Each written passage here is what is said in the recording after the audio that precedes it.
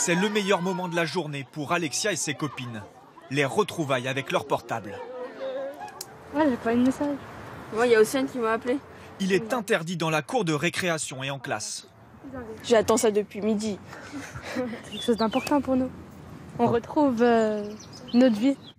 Mais une fois rentré à la maison, le portable est souvent considéré comme un intrus. Il peut vite devenir source de conflit. Alexia passe au moins 2 heures par jour sur son appareil, même au moment des devoirs. Il peut y avoir une nouvelle vidéo qui sort et je veux absolument la voir ou des nouvelles news. Et du coup, après, j'oublie totalement mes devoirs et je me laisse embarquer par le téléphone. Pour le moment, son père lui fait confiance car les résultats scolaires sont bons. Mais il n'hésite pas à punir en cas d'abus. Tu t'en sors ? Ouais. Ouais, ok. On l'a prise un petit peu en flagrant délit la semaine dernière. Elle était censée dormir et puis je suis rentré dans sa chambre, le téléphone était allumé. Elle regardait des vidéos parce qu'elle n'arrivait pas à dormir et nous lui avons confisqué le téléphone pendant une petite semaine. Les ados passent en moyenne 1h45 par jour sur leur téléphone. Pour limiter les excès, ce papa a une solution radicale. Il coupe directement le téléphone de son fils grâce à un logiciel. Démonstration. Je désactive YouTube, donc il ne l'a plus sur son téléphone. Vérification du côté de Samy. Donc voilà, là je peux plus du tout utiliser YouTube. Plus d'accès aux vidéos. Le père de Samy paramètre jour par jour, à la minute près, un planning d'utilisation du téléphone. Aujourd'hui, on voit que jeudi, il a une autorisation de 16h30 à 20h. 16h30 parce qu'il sort de l'école et avant, il n'a pas pu utiliser son téléphone. Et 20h, parce qu'après 20h, de toute manière, on ne lui autorise pas de l'utiliser. Le prix de leur tranquillité, 20 € par an.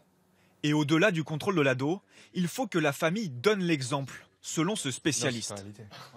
On peut se faire des petits no man's land numériques, c'est-à-dire qu'on peut avoir des moments sans appareil numérique, mais toute la famille. Il y a 2 mots vraiment sur lesquels il faut penser, c'est savoir contrôler et savoir gérer son temps avec un outil comme ça.